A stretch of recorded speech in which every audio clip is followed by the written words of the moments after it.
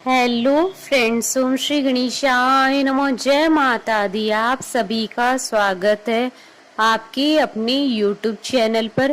Friends, आज हम आपको इस वीडियो में बताने जा रहे हैं कि गुप्त नवरात्रि के दूसरे दिन दूसरी महाविद्या माता तारा देवी की उत्पत्ति की कथा और महत्व के बारे में, जिसको सुनने मात्र से ही प्राप्त होती है सुख समृद्धि और होती हैं सभी मनोकामनाएं शीघ्र ही पूर्ण। फ्रेंड्स, वीडियो शुरू करने से पहले आपसे रिक्वेस्ट है, अगर आप हमारे चैनल पर नए हैं और आपने अभी तक चैनल को सब्सक्राइब नहीं किया है तो प्लीज सब्सक्राइब कीजिएगा चैनल को। साथ ही प्रेस कीजिएगा बेल आइकन को, जिससे नए वीडियो से रिलेटेड नोटिफिकेशन आपको तुरंत प्राप्त हो सके। और वीडियो पसंद आने पर वीडियो को लाइक और शेयर जरूर कीजिएगा, ताकि सभी भक्तों को इस वीडियो का लाभ प्राप्त हो सके। और कमेंट बॉक्स में जय माता दी जरूर लिखिएगा। आज गुप्त नवरात्रि का दूसरा दिन है। गुप्त नवरात्रि के दूसरे दिन माँ काली के स्वरूप महाविद्या तारा देवी की पूजा अर्चना की जाती है। तारा देवी को शमशान की देवी कहा जाता है। पौराणिक कथाओं के अनुसार माँ तारा देवी की अवतार की कथा समुद्र मंथन की कथा से जुड़ी हुई है। एक समय अमृत की प्राप्ति के लिए देवताओं और दैत्यों ने समुद्र मंथन किया था। जब समुद्र मंथन आरंभ हुआ तो सबसे पहले समुद्र से हलाहल विष निकला। उस विष की ज्वाला से सभी देवता तथा दैत्य जलने लगे और उनकी कांति फीकी पड़ने लगी। इस पर सभी ने मिलकर भगवान शंकर की आराधना शुरू कर दी। उनकी प्रार्थना पर महादेव जी उस विष को हथेली पर रखकर उसे पी गए, किंतु उसे कंठ के नीचे नहीं उतरने दिया। उस कालकूट विष के प्रभाव से शिवजी का कंठ नीला पड़ गया, इसलिए महादेव जी को नीलकंठ कहते हैं।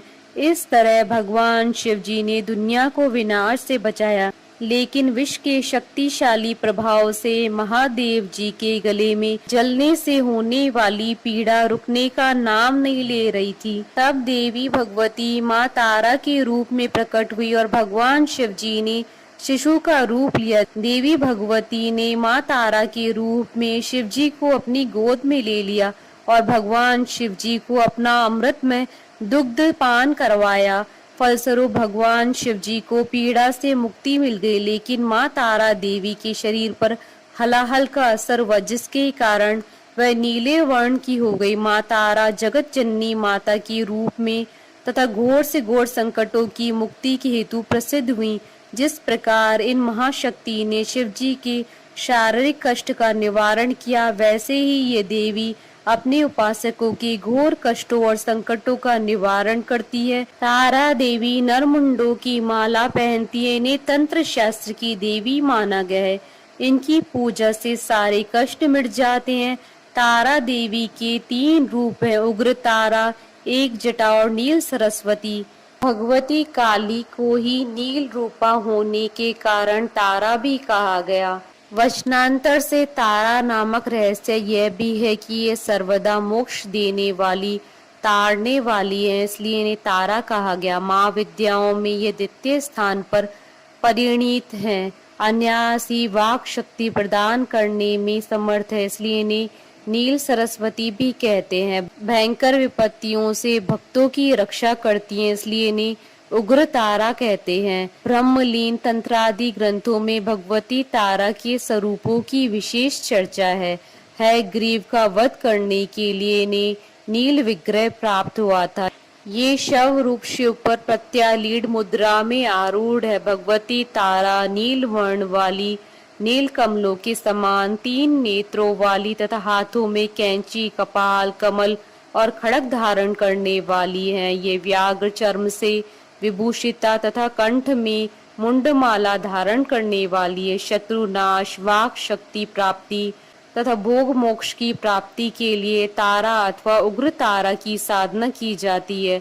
रात्रि देवी की स्वरूपा शक्ति तारा महाविद्याओं में अद्भुत प्रभावशाली और सिद्धि की अधिष्ठात्री देवी कही गई हैं। भगवती तारा के 3 रूप हैं, तारा, एक जटा और नील सरस्वती। तीनों रूपों के रहस्य कार्यकलाप तथा ध्यान परस्पर भिन्न है, किंतु भिन्न होते हुए भी सबकी शक्ति समान और एक है। भगवती तारा की उपासना मुख्य रूप से तंत्रोक्त पद्धति से होती है। इनकी उपासना से सामान्य व्यक्ति भी बृहस्पति के समान विद्वान हो जाता है।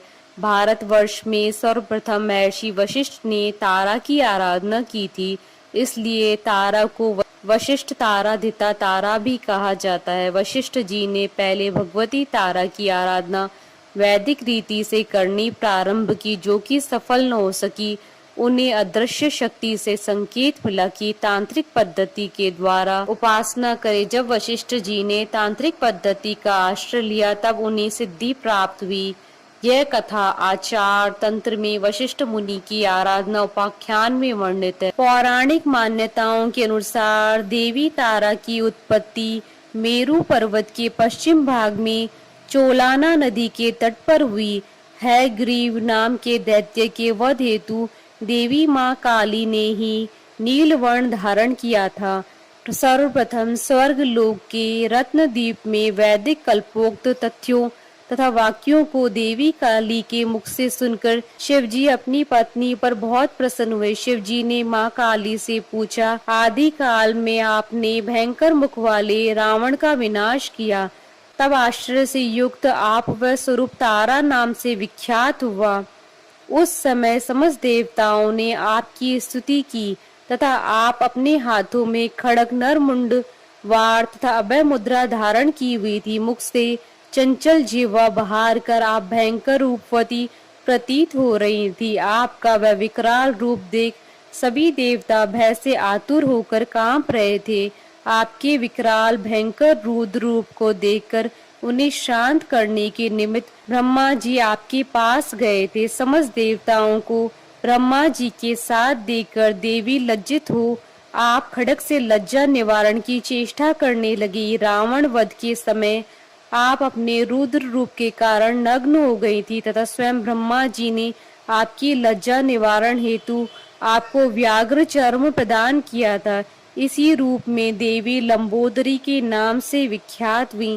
तारा रहस्य तंत्र के अनुसार भगवान राम केवल निमित्त मात्र ही थे। वास्तव में भगवान राम की विध्वंसक शक्ति देवी तारा ही थी, जिन्होंने लंकापति रावण का वध किया। चैत्र मास की 9वीं तिथि और शुक्ल पक्ष के दिन तारा रूपी देवी की साधना करना तंत्र साधकों के लिए सर्व सिद्धि कारक माना गया है। शत्रुओं का नाश करने वाली, सौंदर्य और रूप ऐश्वर्य की देवी तारा आर्थिक उन्नति और भोग दान और मोक्ष प्रदान करने वाली है। जो भी साधक या भक्त माता की मन से प्रार्थना करते हैं, उसकी कैसी भी मनोकामना हो वह तत्काल पूर्ण हो जाती है। तारा पीठ में देवी सती के नेत्र गिरे थे, इसलिए इस स्थान को नैन तारा भी कहा जाता है।